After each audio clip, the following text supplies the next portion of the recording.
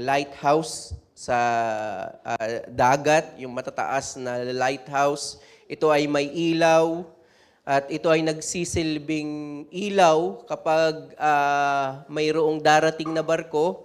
At yung lighthouse po ay may dalawang bagay na ginagawa. It warns yung pong mga sailor na malapit na sila sa mga mabababaw na bahagi noong dagat or noong tubig. And it warns din na malapit na sila doon sa mga malalaking bato. At it provides rin assurance by guiding them safely to the harbor.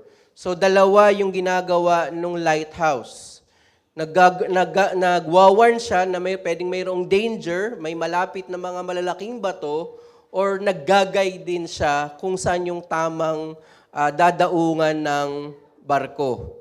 Well, hindi po siya perfect illustration, pero magandang makita po natin na ito po yung pag-uusapan natin ngayong umaga, na ang Ebanghelyo ay may dalawa rin pong ginagawa. Ang Ebanghelyo ay nagbibigay ng babala, ng warning, at nagbibigay rin po siya ng assurance. At ito po ang pag-aaralan natin, ito po yung tema ng pag-aaral natin, Gospel's Warnings and Assurance, sa ating pong pagpapatuloy sa ating ginagawang serye patungkol po sa mga taga-Hebreyo.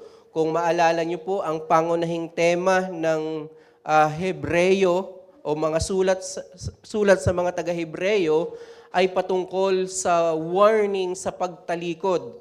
At noong pong isang linggo, napag-aralan po natin, na diniscuss po natin doon sa huling part ng chapter 5, 11 to 14, chapter 5, 11 to 14, nakita natin doon, ito na po yung explicit tuwiran na binabanggit po yung babala sa pagtalikod or apostasy. Pero interestingly, napakaganda nung nasa isip ng author, inuna niya ng unang sinyales ng panlalamig sa pananampalataya ay ang panlalamig sa salita ng Diyos. Wala ka ng kagalakan na magbasa ng kanyang salita, nagiging routinary na lamang ang pag-join mo sa worship services.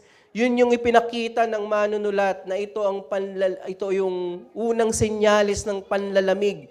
Sila ay nananatiling mga sanggol instead na sila ay mga tagapagturo na.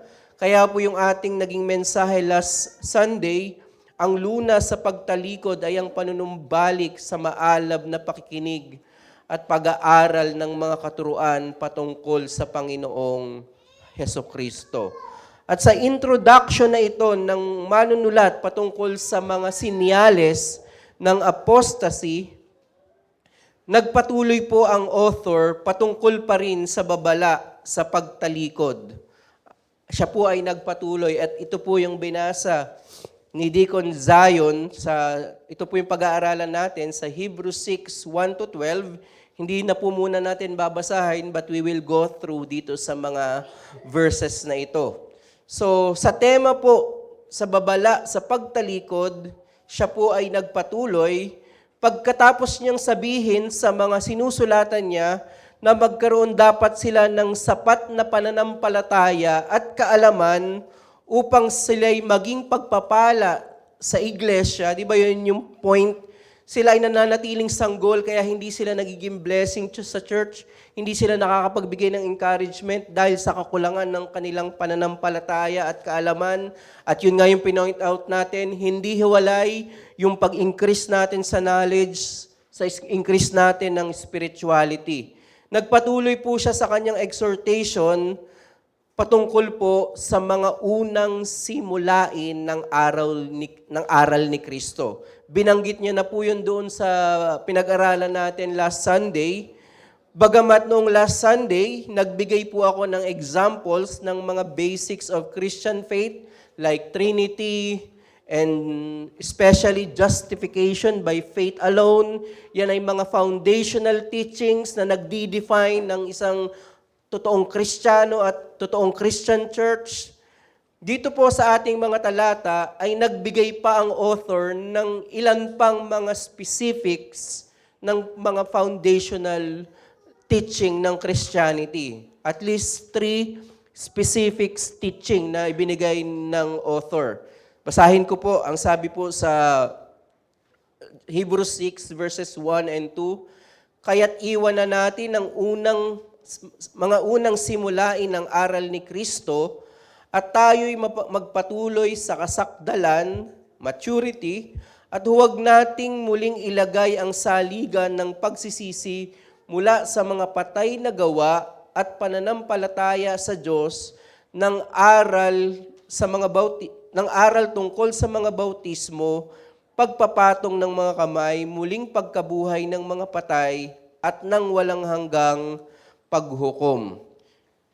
So hindi po dito sinasabi ng manunulat na kalimutan na dapat nila ang mga basic ng Christian faith, like yung faith alone, yung pagsisisi, resurrection, and final judgment. Hindi po yun yung sinasabi dito ng manunulat na iwan na nila ito. Ang sinasabi dito ng manunulat, sila ay tumindig ng tama sa mga foundational teachings na ito dahil ang ginagawa nila, di ba, sila ay sa halip na tumayo sila dito sa mga basic principle na ito ng Christian faith, ay question pa nila ito or kinokompromiso. Yung pong sinasabi dito na simulain ng aral ni Kristo, dapat po natin itong tingnan sa konteksto, yung pinag-uusapan natin, na natutokso sila na bumalik sa mga ceremony, sa mga seremonya ng lumang tipan, na sa halip na itindig nila ang kanilang pananampalataya doon sa mga foundational teachings, bilang si Kristo ang katuparan ng lumang tipan, at mag-progress sila sa pananampalataya, sila po ay nananatiling mga sanggol. Naghahanap sila ng ibang pundasyon. Kaya tandaan natin na ang pagiging stagnant or walang progress sa kaalaman patungkol kay Kristo, gaya ng nakita po natin last Sunday, ay ekspresyon ng panlalamig at pagtalikod. Hindi po ito simpleng katamaran lamang sa pag-aaral ng salita ng Diyos. Ito po ay ekspresyon ng pagtalikod.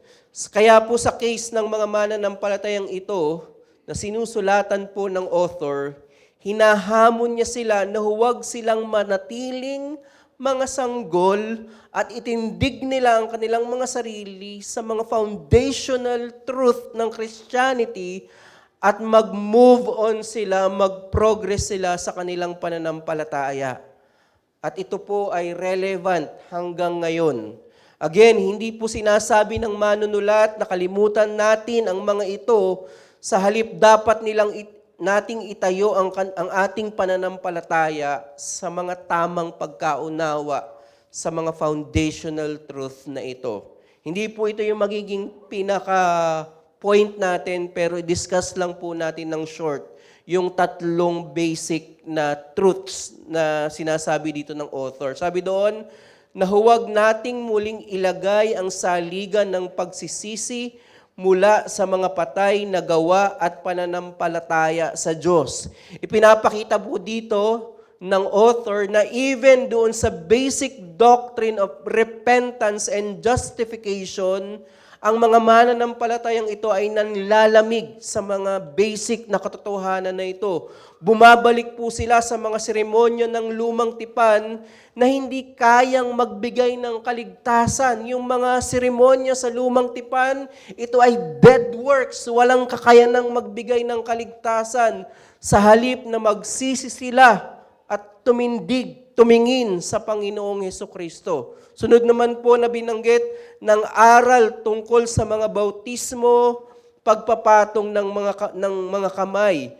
Pwede po ang tinutukoy po dito ng author ay yung mga ceremonial washings during the Old Testament, or particularly yung isang beses nating nararanasan yung bautismo. Kung paanong sila ay umaasa sa patay na pagsunod sa lumang tipan, sa pagsunod sa mga seremonya sa lumang tipan, sila rin ay umaasa sa mga ceremonial washings, including baptism, instead ng maging foundation ng kanilang pananampalataya ay ang Panginoong Hesukristo. And even po yung laying ng hands, ito po ay Old Testament practice na gusto nilang balikan. At lastly po, sabi doon, muling pagkabuhay ng mga patay at ng walang hanggang paghuhukom.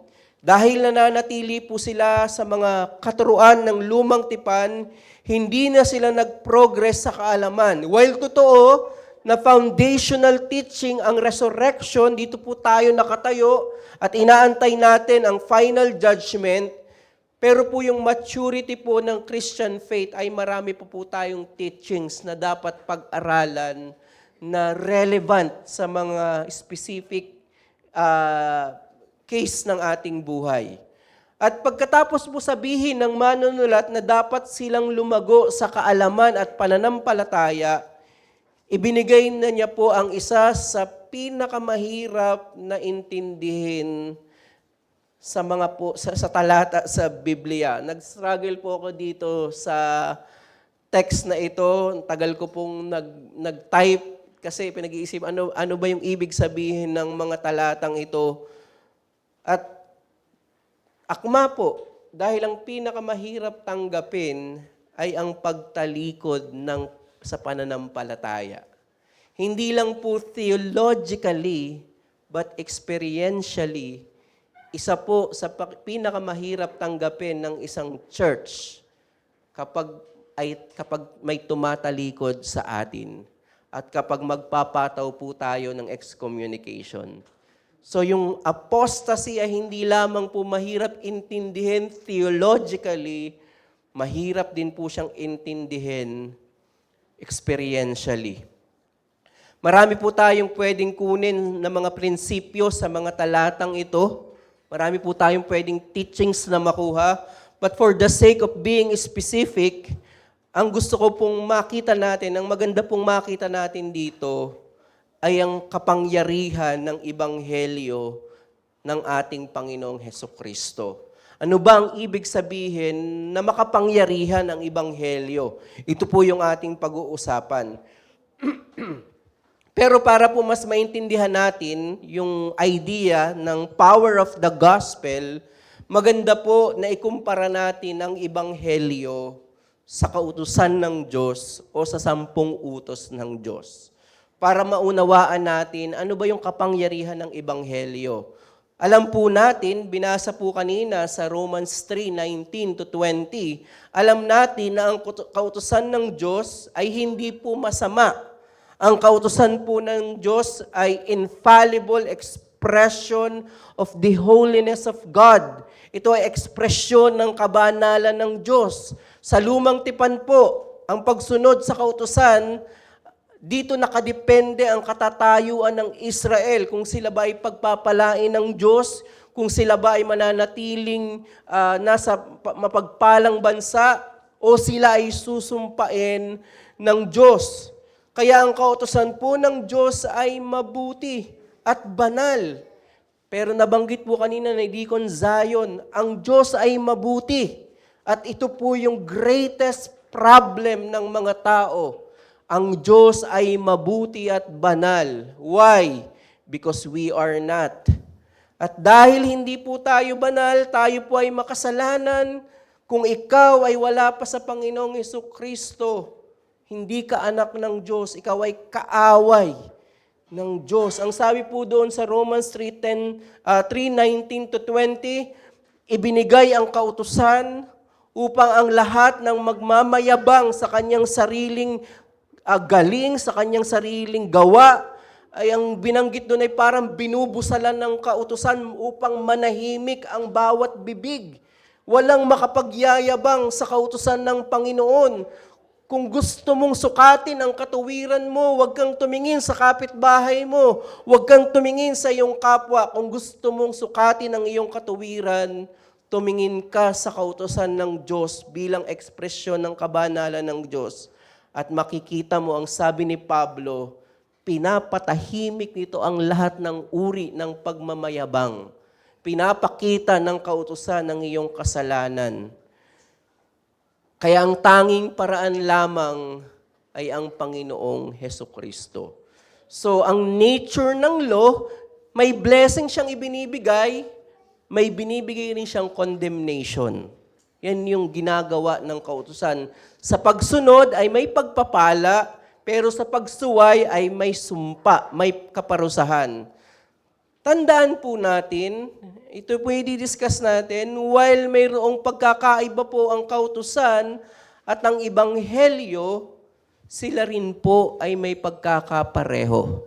Yan po yung pag-uusapan natin.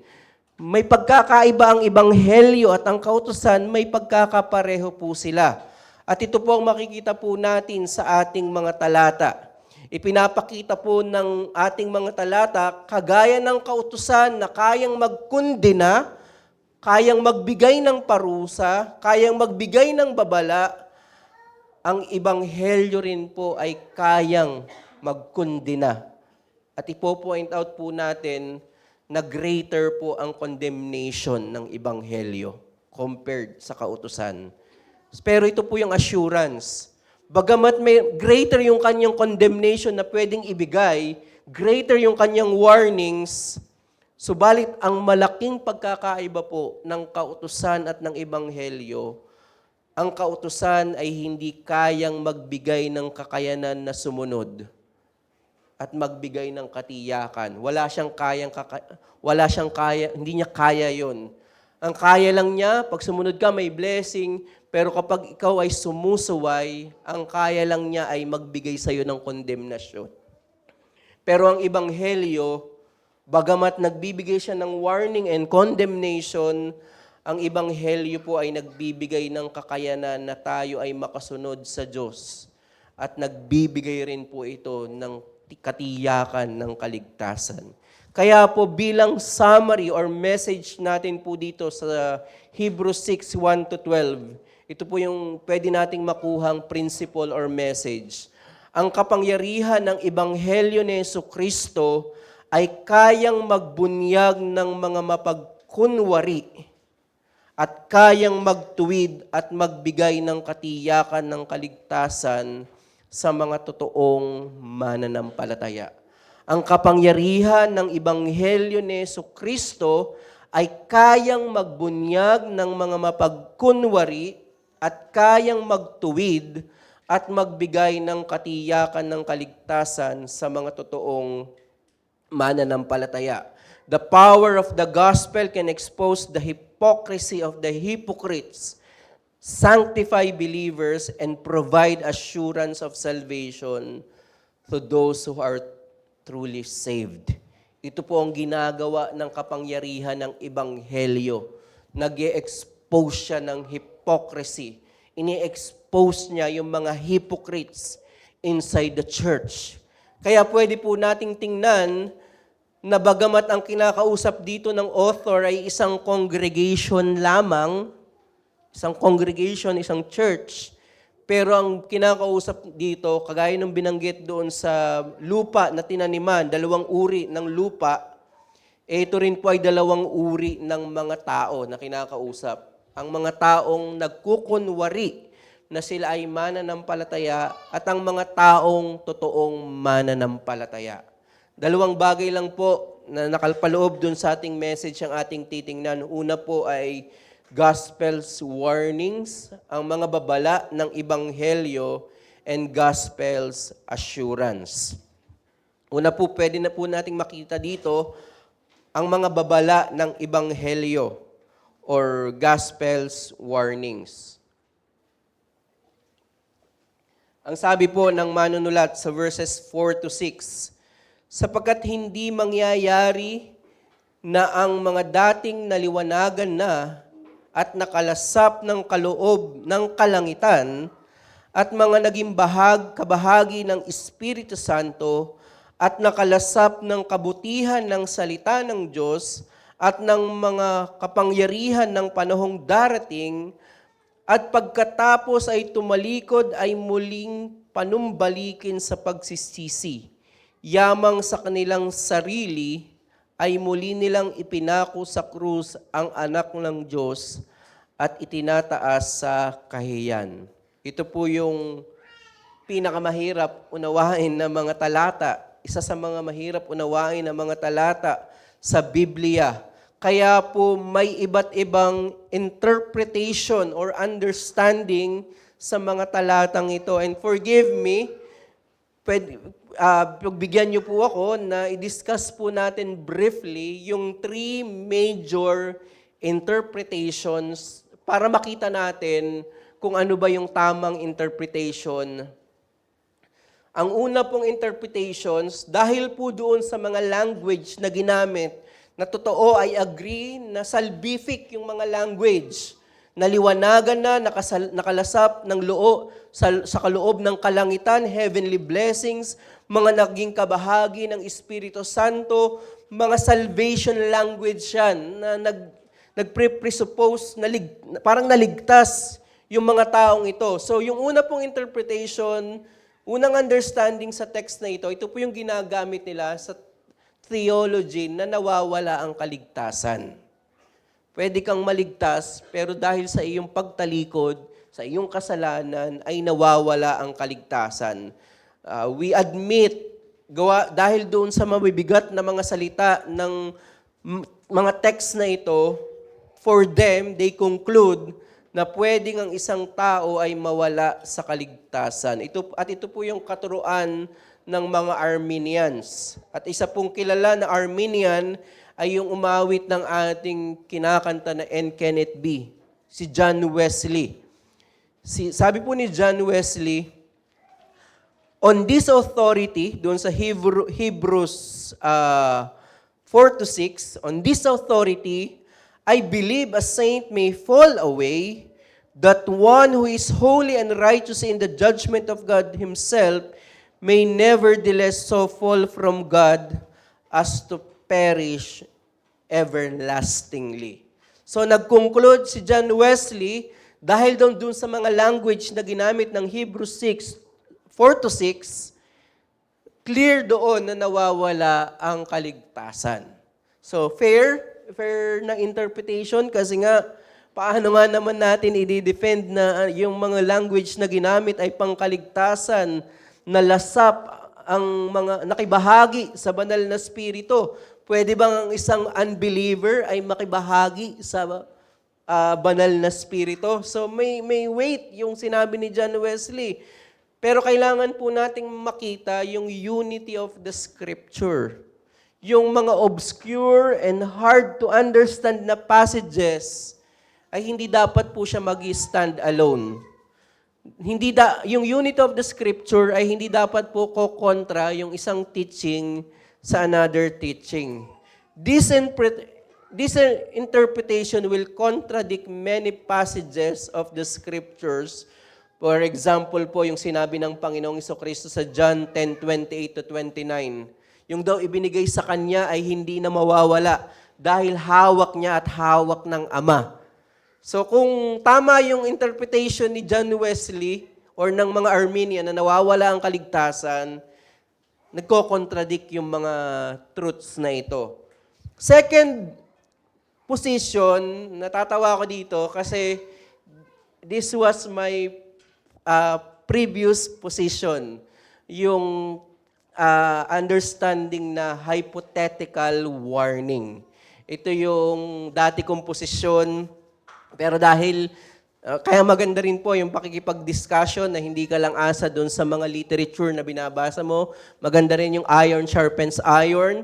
So ito po yung previous position ko, hypothetical warning. Ang ibig sabihin po namin dito before, dahil nga mabigat yung mga salita na ginamit ng author na nag-i-imply ng salvation blessings, hindi ko kayang tanguna, kaya ito yung aking naging position. Dahil ako ay Calvinist and Reformed, hindi ko kayang tanggapin na nawawala ang kaligtasan. Basic yon sa pagiging Reformed. Hindi nawawala ang kaligtasan. At sa akin rin, wala ring place sa akin yung understanding ng Presbyterians. Yung position ng Presbyterian, pwede po natin itong mapag-usapan sa question and answer, pero naniniwala sila sa tinatawag na external and internal membership. Ang simple lang po ang ibig sabihin noon, for them, yung church ay may internal membership kung saan dito lang ay mga elects. Doon sa external membership or administration ng grace is both believer and unbeliever. Yun yung view nila. Sa covenant of grace ay mayroong dalawang membership, internal and external. So, hindi ko rin po yung kayang tanggapin kasi nagpapakita yun ng infant baptism. Pwede po natin yung pag-usapan mamaya. Kaya mas naging pabor po ako na hindi po totoo yung mga warning na ito. Ito ay hypothetical in the sense na ipinapakita ng author yung irony na dahil hindi nawawala ang kaligtasan, imposibleng mangyari ang mga warnings na ito. Kagaya nung sinabi ni Jesus sa Matthew 24:24, if possible, even the elect ay pwedeng ma-deceive.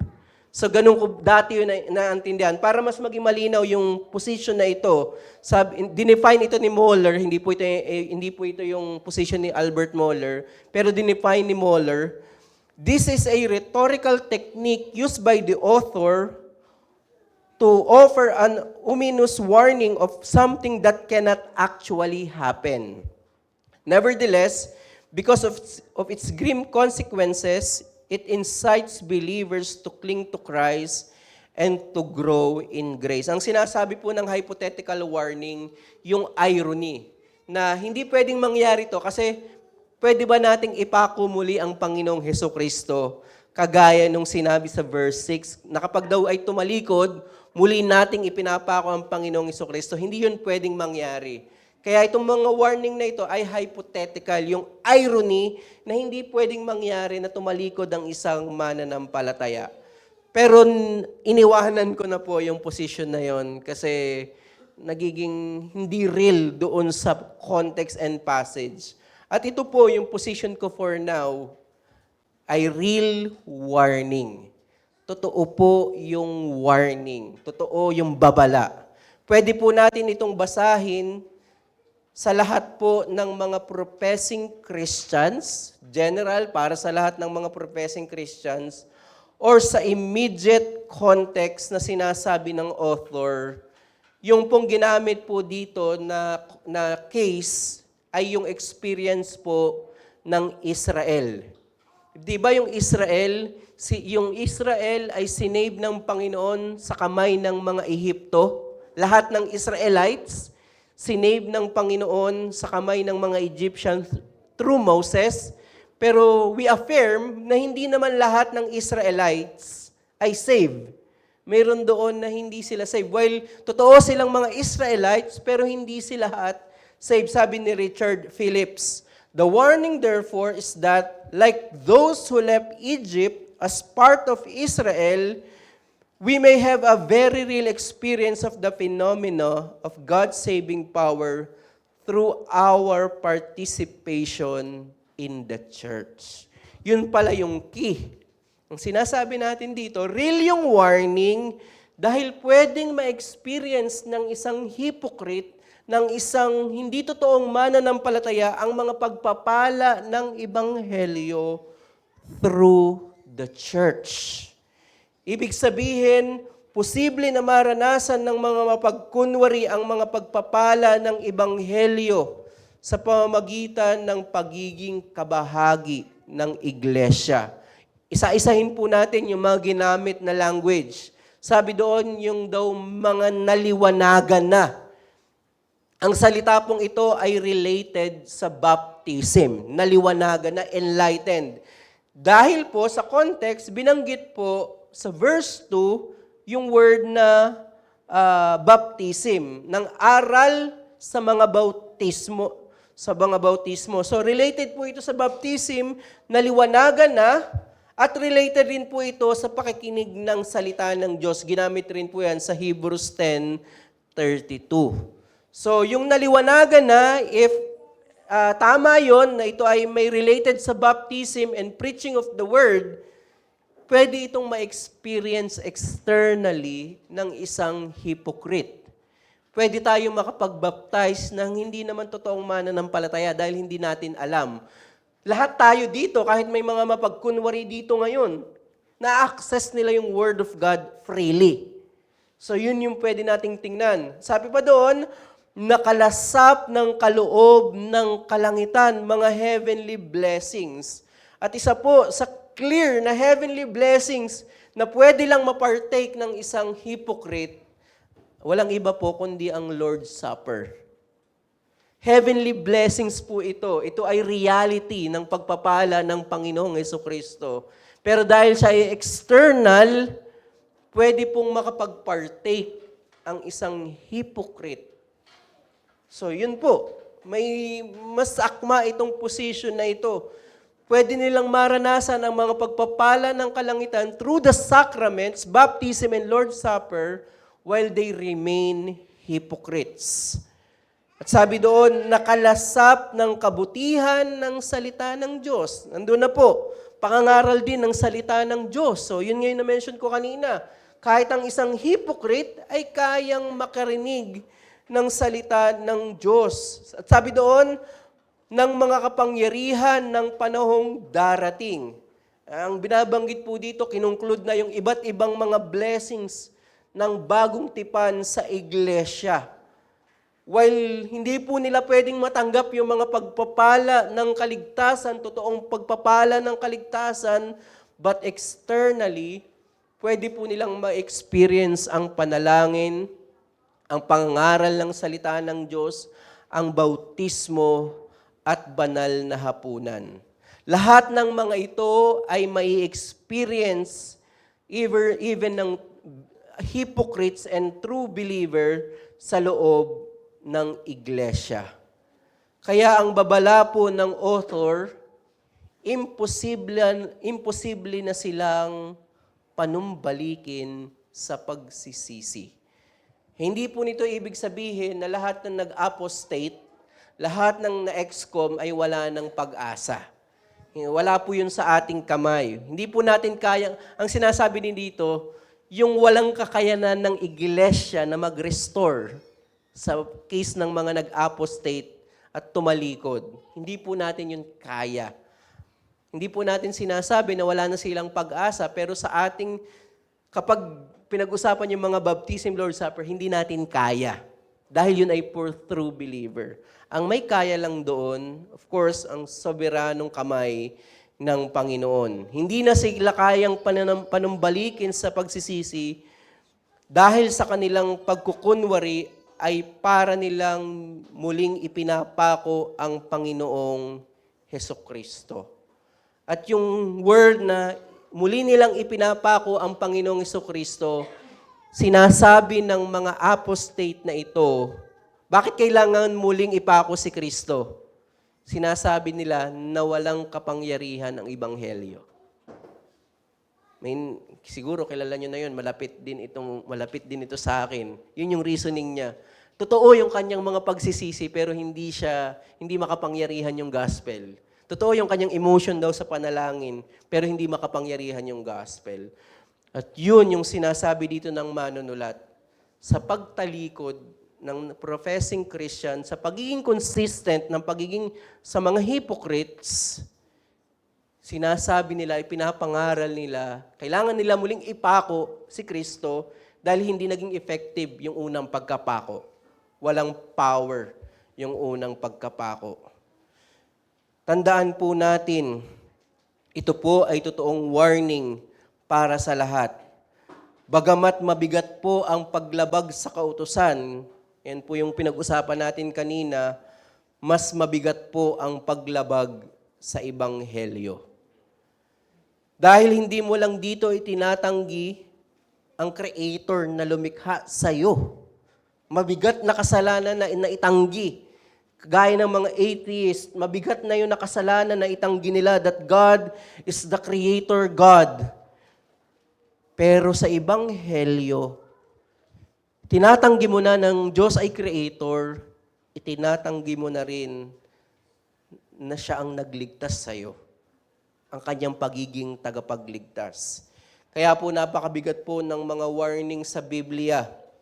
Sabi ni Peter sa 2 Peter 2:20-21, sapagkat kung pagkatapos na sila'y makatakas sa mga karumihan ng sanlibutan sa pamamagitan ng pagkakilala sa Panginoon at tagapagligtas na si Jesucristo, ay muli silang napasabit sa mga ito at nadaig, ang huling kalagayan nila ay mas masama kaysa ng una. Hindi po sa akin galing yung language na mas mabigat ang paglabag sa ebanghelyo kaysa sa kautusan. Sinabi mismo ni Peter, yung daw paglabag nila sa kautusan, pero sila ay nanampalataya sa ebanghelyo at sila ay tumalikod, mas masama daw ang kanilang kalagayan. Sabi pa niya, sapagkat mas mabuti pa sa kanila na hindi nakaalam ng daan ng katuwiran, kaysa pagkatapos na malaman ito ay tumalikod sa banal na utos na ibinigay sa kanila. Grabe yung language po ni Peter. Mas mabuti pa na hindi nila narinig si Paul Washer. Mas mabuti pa na pinakinggan na lang nila si Joel Osteen. Parang ganun yung gustong sabihin. And kung sila ay tumalikod, yun yung sinasabi dito. Mas mabuti pa daw sa case ng mga tumalikod na hindi na nila narinig yung faithful preaching ng gospel kaysa tumalikod dahil mas mabigat po yung hatol. Yan pwede po nating kunin na punto dito, mas mabigat po ang kondemnasyon at babala ng ebanghelyo kaysa sa babala ng kautusan. Yun po muna. Dahil sa paglabag sa kautusan, mayroon palaging pag-asa sa ebanghelyo. Kapag inamin mo na ikaw ay lumabag sa kautusan, laging may pag-asa sa ebanghelyo. Yun yung sinabi ni Deacon Zion kanina. Kapag tiningnan mo ang kautusan, ito ay pinapatahimik ang iyong bibig. Pinapakita ang iyong kasalanan. At kapag inamin mo na ikaw ay makasalanan, at nakita mo ang Panginoong Jesucristo bilang tagapagligtas, yan ang pag-asa. Pero sa case ng mga naniwala na sa ebanghelyo, alam na alam ang lahat ng mga detalye ng ebanghelyo, pero itinanggi nila ang Panginoong Jesucristo. Dito po ay walang pag-asa. Kaya pagdating po sa ating mga talata sa verses 7 to 8, ginamit po dyan ng manunulat yung point ni Christ sa Matthew 13, ay kinopya lang po ng manunulat yung teaching ni Christ sa iba't ibang uri ng lupa na pinagtaniman ng salita ng Panginoon. Mayroon na malusog at mayroong hindi malusog na dahil sa suffering, dahil sa mga tukso ng mundo, sila ay nagpadala. So yun yung ginamit na teaching. Kaya ang tinutukoy po dito ng author na malabo na sila, imposible na silang ibalik, ay ito po yung mga hypocrites inside the church. Kaya tandaan po natin mga kapatid, why lagi po nating ine-emphasize ang mga pagpapala ng matapat na pangangaral ng salita ng Diyos, ang pananalangin, ang mga sakramento, while pagpapala po yan, usapin po ito ng buhay at kamatayan. Kapag po ang isang hypocrite ay nakapag-partake ng banal na hapunan, para po itong wrong prescription ng medicine, na hindi naman para sa kanila yung gamot na yon, pero ininom nila, mas dangerous. Gusto ko pong i-point out, nung nagkasala sila Eva at Adan, ano yung unang utos? Pinaalis sila sa Garden of Eden. Anong sabi doon? Para hindi na nila makain yung the tree of the knowledge of good and evil. Bakit? Ba't ginard yung tree na yon? At sabi doon, kapag kinain nila yon, malalaman nila, magiging katulad sila ng, wala ng hope. Ibig sabihin, yung pagbabawal, i-guard yung tree of the knowledge of good and evil, grace pa rin yun para kay Eva at Adan. Kasi pag kinain nila yon, wala nang talagang pag-asa. Greater na yung condemnation. Kaya yung pag-guard doon sa tree of the knowledge of good and evil, grace yun. Para hindi na madoble yung kanilang paglabag. Kasi yung partake nila doon, mawawala na ng pag-asa. At yun po yung nangyayari kapag ang isang hypocrite ay paulit-ulit na nagpa-partake ng mga means of grace, particularly the Lord's Supper. Patong ng patong ang kondemnasyon. Sa case nga nila Eva at Adan, pinigilan na silang kainin yung sacramental tree na yun. Pero sa inside the church, sa mga hypocrites, paulit-ulit itong pinapartake, greater condemnation. Kung greater blessings yung weekly Lord's Supper sa isang true believer, greater condemnation ang weekly Lord's Supper for the hypocrites. Ito ay mga kaparaanan ng biyaya ng Diyos para lamang sa totoong mananampalataya. Pero sa mga mapagkunwari at nagkukunwari, ito po ay hindi kaparaanan ng biyaya. Ito ay kaparaanan ng kamatayan, ng walang hanggang kamatayan. Kaya ang hamon po sa atin, sa totoong mga mananampalataya, ang mga babalang ito ay hindi dapat lamang magdala sa atin ng pagsisising, hindi nagsisising pagkatakot, kundi ito po dapat ay magdala sa atin ng makadiyos na pagkatakot. Yun po yung hamon sa atin. Case in point, si Judas and Peter, both ay nag-apostatize. Dininay pa nga ni Peter 3 times ang Panginoong Hesukristo. Si Judas, ibinenta lang niya, so nagkamali siya sa Dorean principle, ibinenta niya ang Panginoong Hesukristo. Isang beses lang yun, si Peter 3 times siyang i-deny, pero alam po natin ang story. Nagpakamatay si Judas, si Peter, ginamit pa ng Panginoon para ipangaral ang Ebanghelyo. May parehas na nakomit na kasalanan, pero magkaiba yung naging resulta. Dahil si Peter ay totoong mananampalataya. Ito ay nagdala sa kanya ng makadiyos na pagkatakot at pagsisisi. Sabi ni Pablo, 2 Corinthians 7 verse 10, "For godly grief produces a repentance that leads to salvation without regret, whereas worldly grief produces death." Pwede ang isang hipokrito ay nalulungkot dahil alam niya sa sarili niya na hypocrite siya. Pero sabi doon, it leads to death, produces death. Pero yung makadiyos na pagkatakot, pagkalungkot sa kasalanan leads to salvation without regret. Kaya lagi po nating ibalik ang ating mga sarili sa pagsisisi. Kung kahit may nagawa ka ng mabigat na kasalanan or paulit-ulit na kasalanan, pero lagi kang dinadala ng Panginoon sa godly grief, godly repentance, hindi kagaya ni Judas na despair lamang, pero sa kabila ng guilt mo, hindi ka natatapos doon, mas nakikita mo ang pangangailangan mo ng biyaya na si Kristo lamang, hindi yung gawa ko, hindi yung kabanalan ko ang tatanggapin ng Panginoon, si Kristo lamang. Ito po ay pagpapahala ng Ebanghelyo. It produces life. It produces salvation. Yung pagkalungkot sa kasalanan na nagbubunga ng pagsisisi at patuloy na pananampalataya sa Panginoon.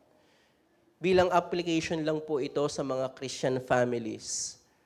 Kung inside the church ay may mga hypocrites, inside the family, maganda rin po na maipangaral natin ang Ebanghelyo and consistently mamuhay tayo mga parents, mga mananampalataya kung wala pa kayong asawa, consistently sa inyong pinoprofess na pananampalataya.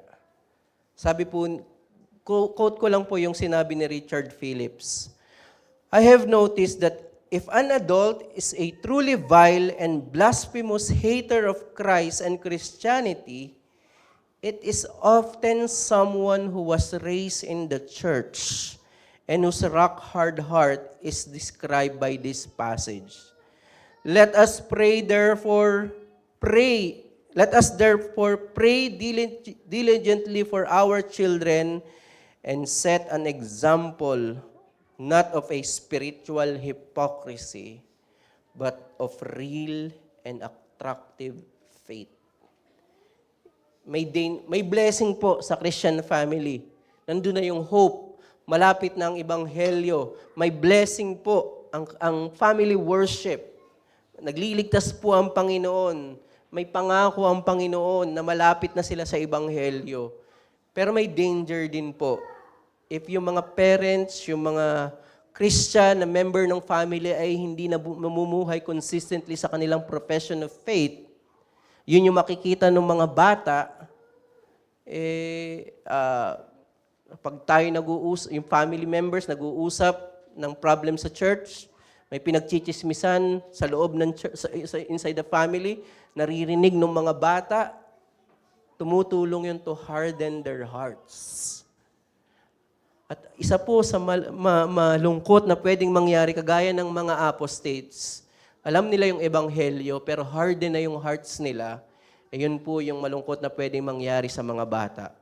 Familiar sila sa ebanghelyo dahil every Sunday naririnig sa church, may family worship, pero harden yung hearts nila dahil nakikita nila yung parents nila, nakikita nila yung kapatid nila na hindi namumuhay consistently. Kaya maging maingat po tayo dito. Maging consistent po tayo sa ating pamumuhay. At application rin po na responsibilidad po natin na bantayan ang bawat isa. Tayo po ay hindi po social club.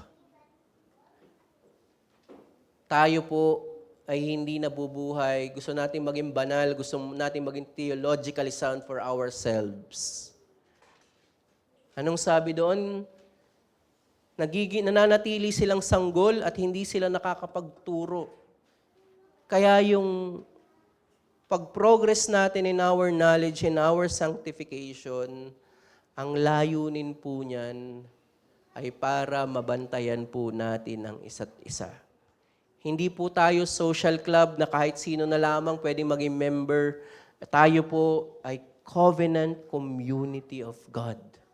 May tipanan po tayo. Nangako po tayo in our covenant na babantayan natin ang isa't isa sa kabanalan. Pwede pong mangyari na ma-expose ang isang hypocrite dahil sa sarili nating kasalanan. Pinag-usapan natin, pinagchismisan natin, and therefore yun yung naging means para siya ay magalit. Dahil, yun po pinag-usapan niyo pala ako eh. Ayoko na. Pwedeng yun ang gamitin, pero hindi po yun proper. Ang proper po, mangyayari po na may expose yung hypocrite even sa matapat na pagbabantay natin at hindi pa tayo nagkasala. Mangyayari na may expose ang mga hypocrite, pero nawa, ma-expose sila hindi dahil sa kasalanan natin, kundi dahil sa ating kabanalan. Makita nila ang pagiging inconsistent nila sa buhay. Kaya po, totoo po na ang reason bakit may mga tumatalikod dahil hindi sila totoong mananampalataya. Totoo yun. I amen to that. Pero maganda makita natin yung responsibility ng church to be a loving church. And yung responsibility ng mga leaders to be caring, to shepherd the flock of God.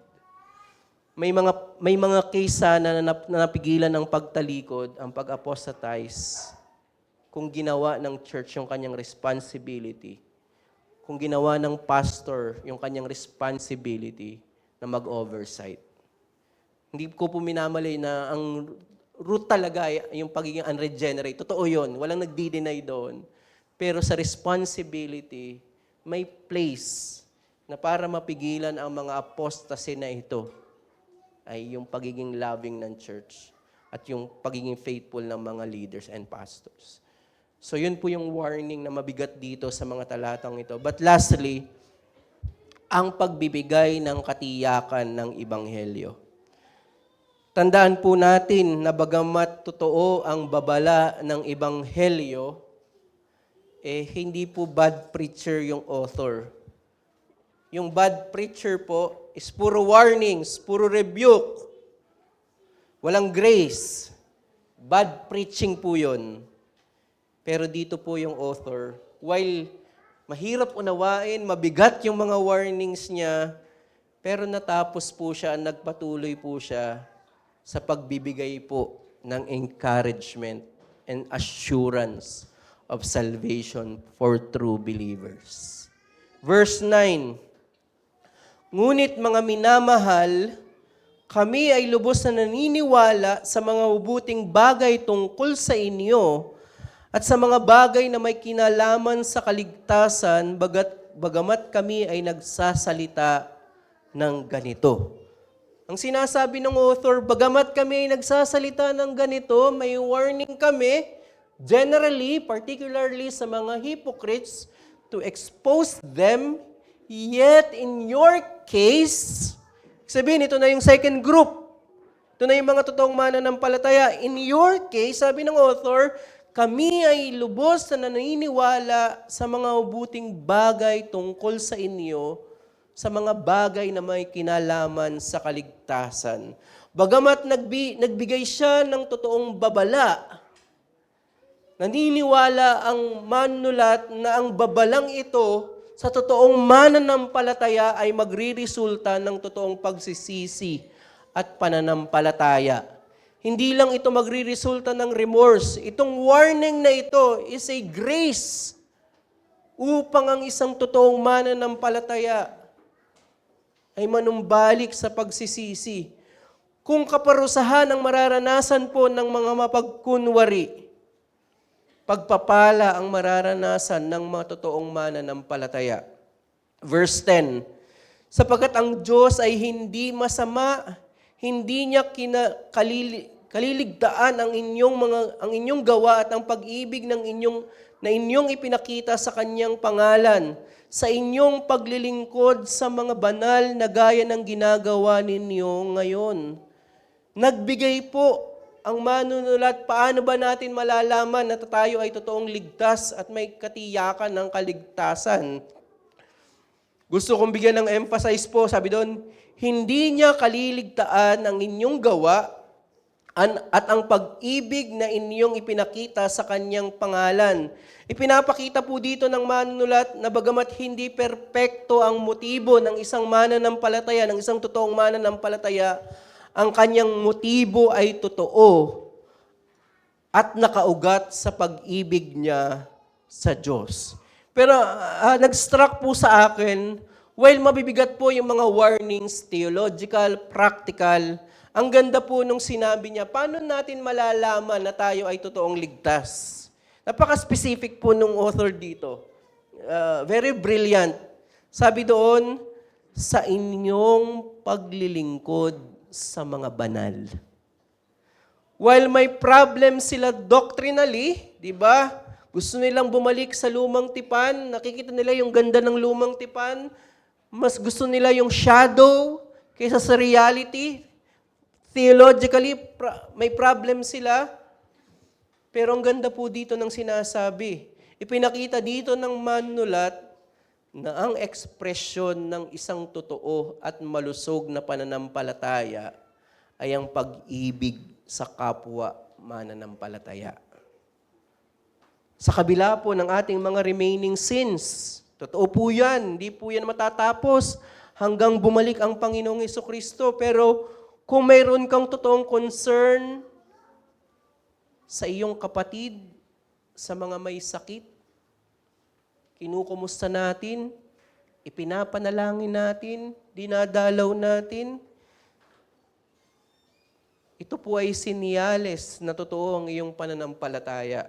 Napakasimple, hindi po doctrinal. Hindi yung 3 positions nung Hebrews 4-6. Pero ganun kasimple, ang sinasabi ng author, ano man yung understanding mo doon, if meron kang pag-ibig sa iyong kapwa, katunayan yan na totoo ang iyong pananampalataya. Ito ay pwedeng makita sa maraming paraan, ang pag-ibig sa kapwa, pero yung pinakasimple at madaling makuha ay ang pananalangin.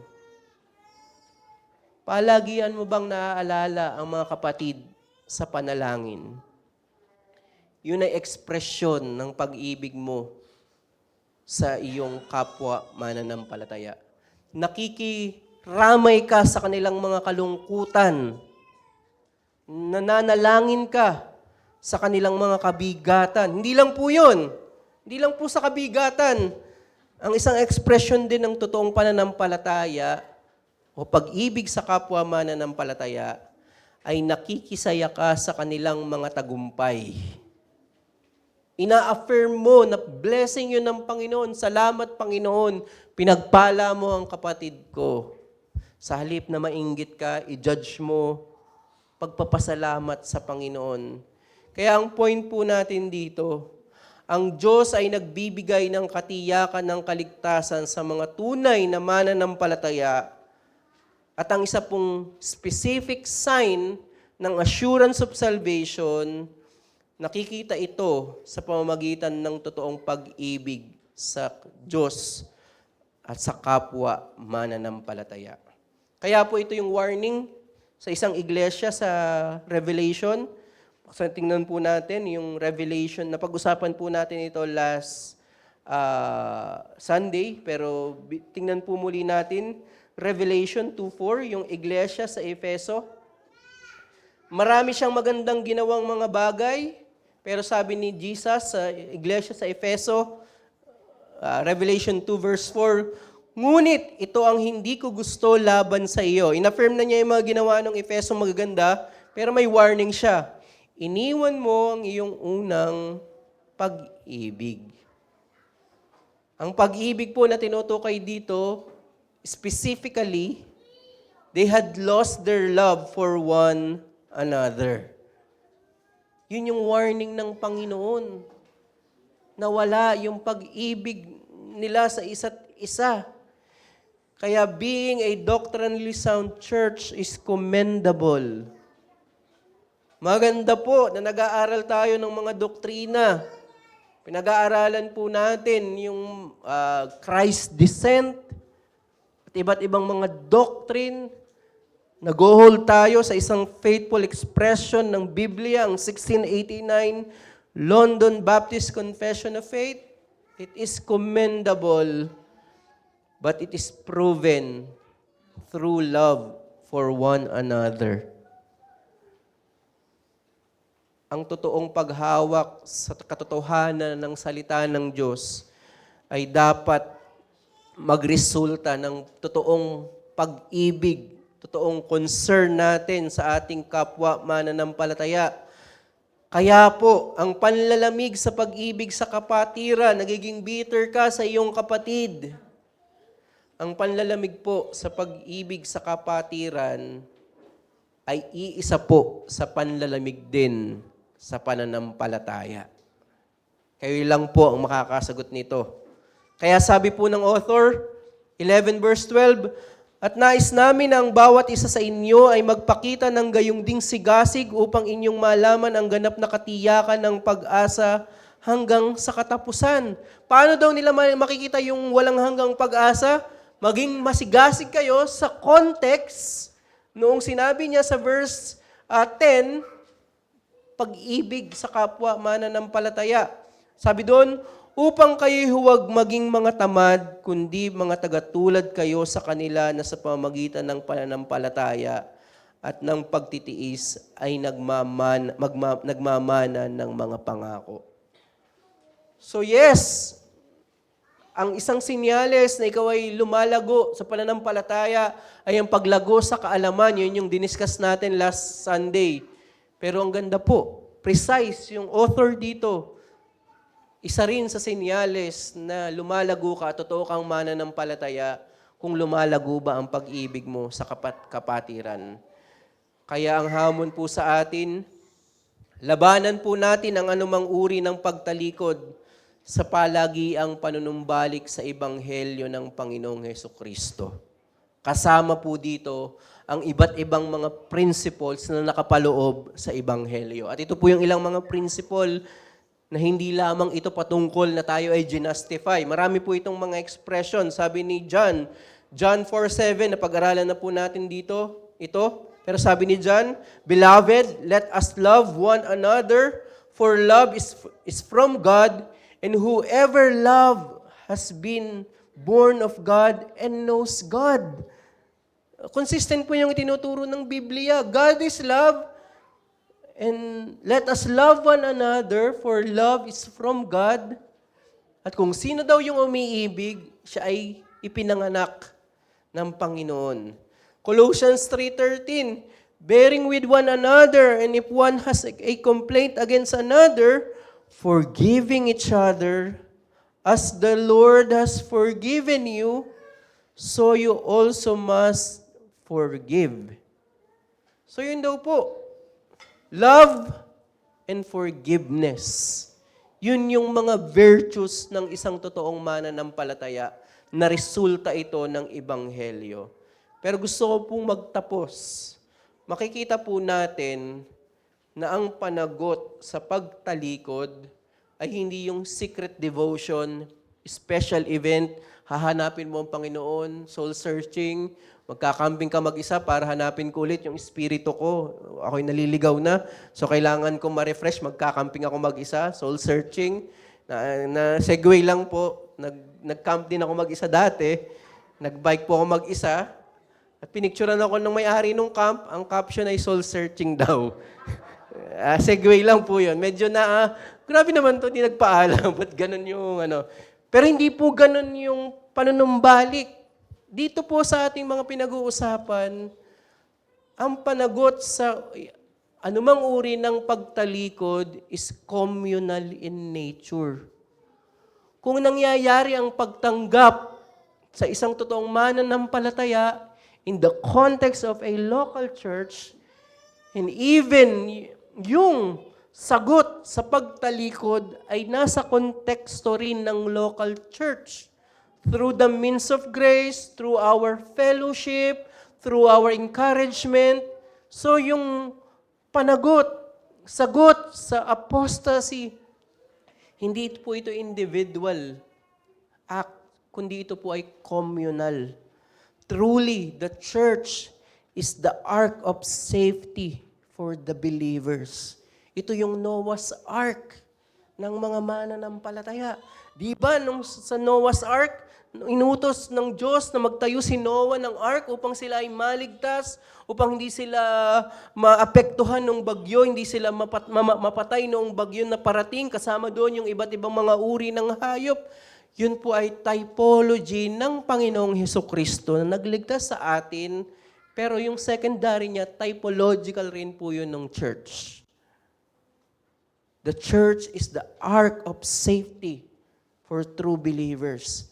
Sabi ni Ryan McGraw, at dito na po ako magtatapos, while the church is not a savior, hindi po tayo naniniwala na ang church ang tagapagligtas, pero sabi ni Ryan McGraw, while the church is not a savior, it brings us to the Savior. It is also the object of Christ's work of salvation. May the Father bring us through this ark of safety to our heavenly home in Christ by the Spirit. Kaya every time po na tayo ay nag-gather sa church every Lord's Day, hindi lang po ito an island of rest. Ito po ay dumadako tayo sa ark of safety ng mga mananampalataya. Kaya kung may kinakausap ako dito na professing Christian ka, pero wala kang membership sa isang faithful local church, well, yes, possible na totoo kang mananampalataya, hindi kita ikokondena, pero wala kang ark of safety kung hindi ka magpapamiyembro sa isang local church. Ang consistent profession of faith ay pagiging member ng isang faithful local church. At sa atin naman pong mga mananampalataya, mga member na ng RBCM, magpasalamat po tayo at dinala tayo ng Panginoon dito sa ating ark of safety. At bantayan po natin ang bawat isa, kagaya ng pagbabantay ni Noah sa mga animals. Hindi ko po sinasabi na animals kayo. Pero bantayan po natin ang bawat isa sa ating pagpapatuloy sa ating pananampalataya. At palagi po nating tayong tumingin sa ebanghelyo ng Panginoong Hesukristo. Tayo po'y manalangin. Aming Diyos, maraming salamat po na hindi po bad preacher ang author ng Hebrews. While mayroon siya pong mabibigat na babala, may mabibigat siyang mga warnings, pero hindi po dito natapos ang kanyang preaching. Natapos po ito sa pag-i-encourage at pagbibigay ng assurance. At naging specific po siya. Ang sign ng mature and genuine faith, ito po yung pag-ibig namin sa iglesia, pag-ibig namin sa kapwa mananampalataya. At hindi po namin ito ginusto, hindi po nangyari ito dahil sa sarili naming mga lakas. Ito lamang po ay bunga ng ginawa ng Panginoong Hesukristo. We love because you first love us. We forgive dahil kayong unang nagpatawad sa amin. Salamat po sa pagpapala ng Ebanghelyo na nagre-resulta at magre-resulta pa ng pag-ibig at kabanalan. Kayo lamang po ang maluwalhati sa pangangaral na ito at gamitin nyo rin po ang pangangaral na ito para po sa kaligtasan ng mga wala pa sa inyo at para sa paalaala sa mga nagkakasala at para rin po encouragement sa mga nanghihina.